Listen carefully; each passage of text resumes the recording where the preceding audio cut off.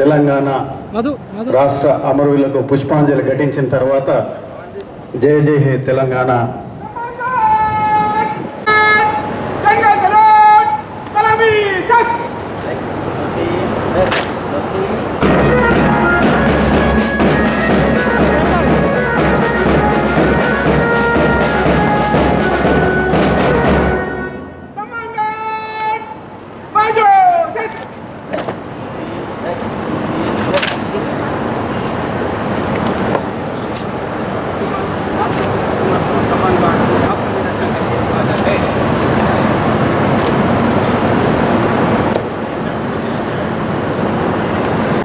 రాజ్యాంగ రచయిత అంబేద్కర్ గారికి పుష్పమాంజలి ఘటిస్తున్నారు.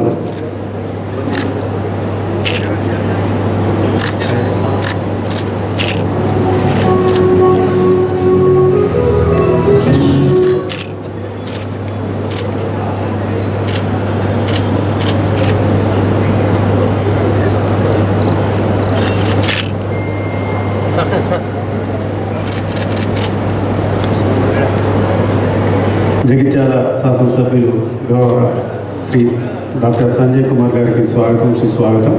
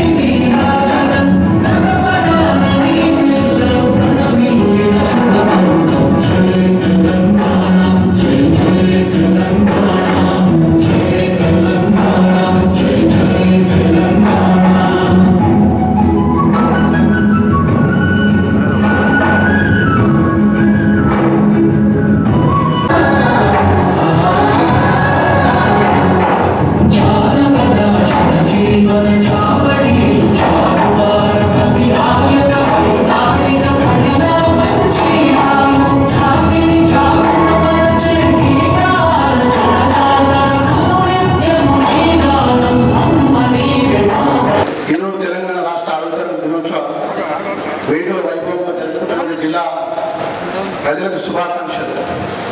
స్వరాష్ట్ర సాధన పోరాటంలో అసలు పాల్గొన్న అమరవీరులందరికీ ఘనంగా నివాళులు అర్పిస్తున్నాను. ఎందరో అమరవీరుల త్యాగాల పునాదుల మీద ఏర్పడిన తెలంగాణ రాష్ట్రం ఈరోజు అన్ని రంగాల్లో దశ దిశల వెలుగులు విరజిమ్ముతూ దేశంలో అందరి దృష్టి ఆకర్షిస్తుందని చెప్పుకునేందుకు గర్వపడుతున్నాను. ఈ సందర్భంగా అమరవీర కుటుంబాలకు, ఉద్యమకారులకు, స్వరాష్ట్ర సాధన పోరాటంలో పాలుపంచుకున్న ప్రతి ఒక్కరికి పేరు పేరున ప్రణామాలు. తెలంగాణ రాష్ట్ర భారతదేశ ప్రపంచ స్థాయిలో అగ్రస్థానం నిలిపేందుకు గౌరవ ముఖ్యమంత్రి వర్యులు రేవంత్ రెడ్డి గారి నాయకత్వం తెలంగాణ రైజింగ్ 2047 విజన్తో ప్రజాప్రభుత్వం ముందుకు సాగుతుంది. తెలంగాణ రాష్ట్ర అభివృద్ధికి ఆర్థిక, సామాజిక, పరిపాలన రంగంలో ఆదర్శవంతమైన లక్ష్యాలతో తెలంగాణ రైజింగ్ 2047 విజన్ డాక్యుమెంట్ను రూపొందించినట్టు గౌరవ ముఖ్యమంత్రి వర్యులు పెద్దలు రేవంత్ రెడ్డి గారు ఇటీవల జరిగిన నీతి ఆయోగ్ సమావేశంలో వెల్లడించారు. తెలంగాణ రైజింగ్ 2047 కీలకాంశాలు. తెలంగాణ రైజింగ్ 2047 విజన్లో 4 అంశాలు ఉన్నాయి. పేదల సంక్షేమం, సమగ్ర పాలసీ రూపకల్పన, ప్రపంచ స్థాయి ఇన్ఫో డెవలప్మెంట్, పారదర్శక సుపరిపాలన లక్ష్యాలను ప్రాధాన్యం ఇస్తారు. ఈ లక్ష్యాల సాధన కోసం ప్రభుత్వం ఇప్పటికే పలు చర్యలు చేపట్టింది. తెలంగాణ సమగ్ర అభివృద్ధికి ఇప్పటికే welfare and social justice policy, green energy policy, info and industry policy, tourism పాలసీని ప్రభుత్వం సిద్ధం చేసింది. ఈ విజన్ డాక్యుమెంట్ భవిష్యత్తు తెలంగాణకు ఒక భగవద్గీత ఈ తెలంగాణ రూపురేఖల్ని మార్చేస్తుంది. ఆడబిడ్డల అండదండలు, ఆడబిడ్డల ఆనందంగా ఉన్న ఇంటి మహాలక్ష్మి తాండవిస్తుంది. అందుకే రాష్ట్రంలో 1 కోటి మంది ఆడబిడ్డలను కోటీశ్వరులు చేయాలనే సంకల్పంతో ప్రభుత్వం అనేక కార్యక్రమాలు చేపట్టింది. ఆర్టీసీ బస్సులో ఉచిత బస్ ప్రయాణము, 500 రూపాయలకి గ్యాస్, వంట గ్యాస్ సరఫరా, 200 యూనిట్ల ఉచిత విద్యుత్తు సరఫరా, ఇందిరమ్మ ఇల్లు వంటి పథకాలతో పాటు సంపన్నులతో సమానంగా తెలంగాణ మహిళలు విద్యుత్ ప్లాంట్ కూడా ఏర్పాటు చేయించాలని ప్రభుత్వం నిర్ణయించింది. మహిళలకు పెట్రోల్ బంకులు నిర్వహణ, మహిళా శక్తి క్యాంటీన్లు నిర్వహణ చేపట్టాలి. శిల్పారామంలో 100 ఇందిరా మహిళా శక్తి స్టాల్స్ను ప్రభుత్వం ప్రారంభించింది. మహిళా సంఘాల ద్వారా సుమారు 600 బస్సులను కొనుగోలు చేయించింది. ఆర్టీసీకి అద్దెకు ఇవ్వాలని కూడా నిర్ణయించడం జరిగింది. ఇందులో 150 బస్సులు ఇప్పటికే అందజేయడం జరిగింది. రైతుల రుణ విముక్తి దేశ వ్యవసాయ చరిత్రలో నిలిచిపోయేలా అధికారంలో వచ్చిన కేవలం 8 నెలల పట్టినే 25,35,964 మంది రైతుల రుణవిముక్తులను చేయడం జరిగింది. దీనికి గాను 20,617 కోట్ల రూపాయలు రుణమాఫీ చేశాం. రైతులకు పెట్టుబడి సాయం పెంచి రైతు భరోసా కింద ఎకరానికి 12,000 రూపాయలు ఆర్థిక సహాయాన్ని అందిస్తూ రైతులు పండించిన ప్రతి గింజకు కొనుగోలు చేస్తూ ధాన్య కొనుగోలు చేసిన 24 గంటల్లో రైతు ఖాతాలో నగదు జమ చేయడం జరుగుతుంది. గత ఏడాది 2.90 కోట్ల టన్నుల ధాన్యాన్ని పండించి తెలంగాణ రైతులకు దేశం ఆదర్శంగా నిలిచింది. అకాల వర్షాలు, పంట నష్టపోయిన రైతులకు ఎకరానికి 10,000 రూపాయల పరిహారం, సన్న ధాన్యానికి క్వింటల్కి 500 రూపాయల బోనసు, భూమి లేని వ్యవసాయ కూలీ కుటుంబాలకు ఇందిరమ్మ ఆత్మీయ భరోసా కింద ఏడాదికి 12,000 ఆర్థిక సహాయాన్ని అందజేయడం జరుగుతుంది. పేదల ఆకలి తీర్చడం పాటు వారి ఆత్మగౌరవంతో జీవించేందుకు ఇందిరమ్మ ఇల్లు, సన్న బియ్యం పథకాలు అమలు చేస్తున్నాం. అదేవిధంగా 30 సంవత్సరాలకు వెళ్ళినటువంటి ఎస్సీ వర్గీకరణ, సామాజిక న్యాయం, సంక్షేమంతో పాటు సామాజిక నాయకులు సైతం తెలంగాణ దేశానికి దిశ నిర్దేశం చేస్తూ దేశంలో ఎస్సీ వర్గీకరణ చేసిన తొలి రాష్ట్రం తెలంగాణ రాష్ట్రం. పారదర్శక కులగణన నిర్వహించి బీసీకి దేశంలో ఎవరు లేని విధంగా రాష్ట్ర ప్రభుత్వం, గౌరవ ముఖ్యమంత్రి వర్యులు 42% రిజర్వేషన్ ఇవ్వాలని ప్రభుత్వం నిర్ణయించింది. యువత ఉపాధి ఉద్యోగాలు, రాష్ట్ర యువత ప్రభుత్వ నిజమైన నిర్మాతలు. వారికి భవిష్యత్తుకు గ్యారంటీ ఇస్తూ యువత ఉపాధి ఉద్యోగ కల్పనకు లక్ష్యంగా ప్రభుత్వం పనిచేస్తుంది.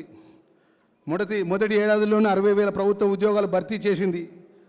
3 లక్షల కోట్ల పెట్టుబడులను సాధించి ప్రైవేటు రంగంలో 1,00,000 ఉద్యోగాలు సృష్టిస్తున్నాము. రాజీవ్ అభయాస్తం పథకం కింద సివిల్స్ చదివే వారికి ఆర్థిక సాయం అందిస్తున్నాం. తెలంగాణ $1 ట్రిలియన్ ఎకనామిక్ స్టేట్గా మార్చాలని లక్ష్యంగా పెట్టుకున్నాం. విద్యా వ్యవస్థలో విప్లవాత్మక మార్పు శ్రీకారం చుట్టాం. 25 ఎకరాల సుశాల విస్తీర్ణంలో young India integrated model school నిర్మాణకు శ్రీకారం చుట్టాం. 58 పాఠశాల నిర్మాణం చేపట్టాం. పాఠశాల అభివృద్ధికి విద్యా కమిషన్ ఏర్పాటు చేశాం. ఇందిరమ్మ ఇళ్ల నిర్మాణం, రాష్ట్రంలో నిరుపేదలకు నియోజకవర్గానికి, ఒక్కొక్క కాన్స్టిట్యున్సీకి నియోజకవర్గానికి 3,500 ఇళ్ల చొప్పున ఇందిరమ్మ ఇల్లు నిర్మాణం చేపడుతున్నాము. రాష్ట్రంలో 4,50,000 ఇళ్ల నిర్మాణానికి లక్ష్యంగా రాష్ట్రంలో ఇప్పటికీ గృహ నిర్మాణాలు ప్రారంభించడం జరిగింది. నిర్మాణ దశలను బట్టి లబ్ధిదారుల ఖాతాలో నగదు జమ చేస్తున్నాం. విశ్వ వేదికపై తెలంగాణ రాష్ట్ర అన్ని ప్రపంచ వేదికపై ఆవిష్కరించడంలో విజయం సాధించాం. అమెరికా, దక్షిణ కొరియా, సింగపూర్, దావోస్, జపాన్ దేశాల్లో పర్యటించి భారీగా పెట్టుబడులు సాధించాం. హైదరాబాద్ వేదిక పలు గ్లోబల్ ఈవెంట్లు నిర్వహించాం. A1 global summit, bio Asian సదస్సు, ప్రపంచ సుందరి పోటీలు విజయవంతంగా నిర్వహించాం. మహిళా ఆర్థిక సాధకారిత ప్రభుత్వం కట్టుబడి ఉంది. అభివృద్ధికి ప్రభుత్వం కట్టుబడింది. ఇందులో భాగంగా జగిత్యాల జిల్లాలో 7,596 సహాయక సంఘాలకు సుమారు 766.66 కోట్ల రుణాలు మంజూరు చేశాం. 4,796 మహిళలకు సుమారు 72.27 కోట్ల రూపాయల శ్రీనిధి రుణాలు ఇచ్చాం. మహాలక్ష్మి పథకం భాగంలో జిల్లాలో ఇప్పటి వరకు 3,11,64,000 మంది మహిళలకు ఆర్టీసీ బస్సుల్లో ఉచితంగా రవాణా సౌకర్యాన్ని వినియోగించుకున్నారు. దీనికి గాను మహిళలకు 121,47,00,000 రూపాయలు లబ్ధి చేకూరింది. మన జిల్లాలో 2,89,725 మంది లబ్ధిదారులకు 6,54,103 గ్యాస్ సిలిండర్లను 500 రూపాయలకే సరఫరా చేయడం జరిగింది. వాటి విలువ సుమారు 19,49,00,000 రూపాయలు ప్రభుత్వం చెల్లించింది.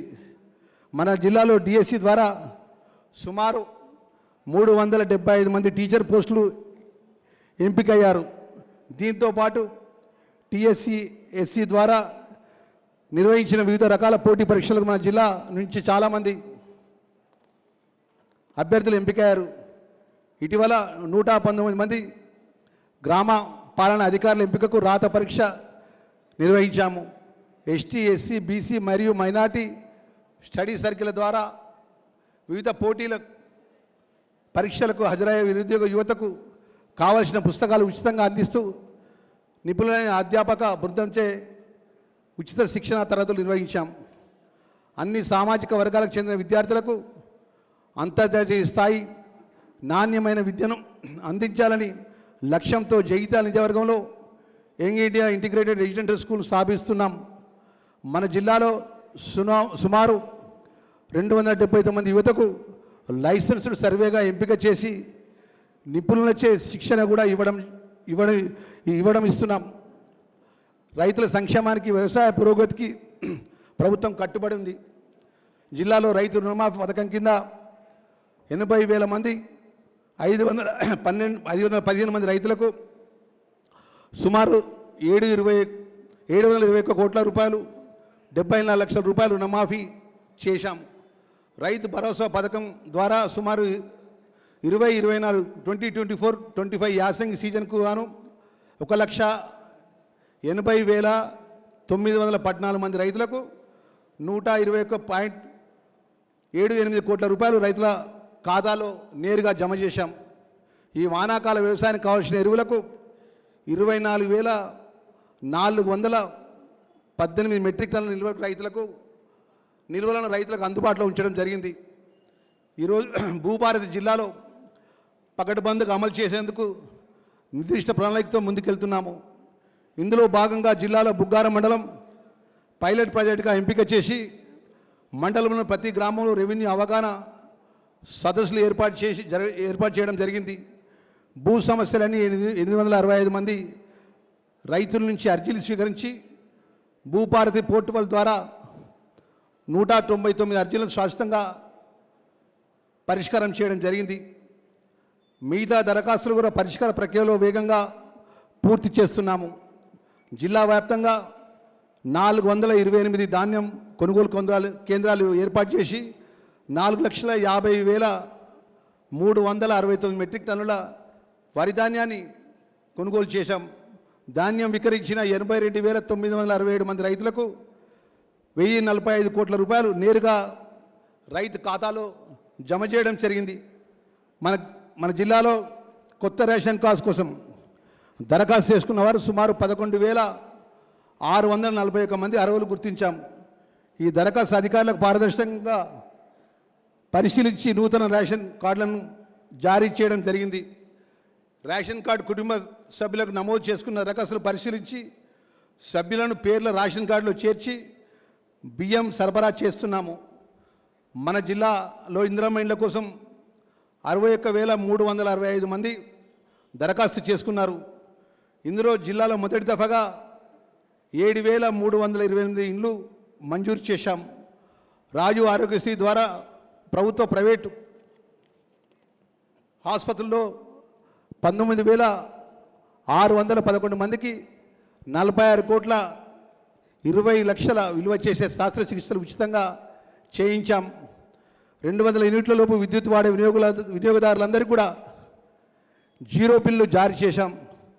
తద్వారా సుమారు 2 లక్షల విద్యుత్ సర్వీసులకు గాను 101 కోట్ల 27 లక్షల రూపాయలు సబ్సిడీ ద్వారా రాష్ట్ర ప్రభుత్వం చెల్లించింది.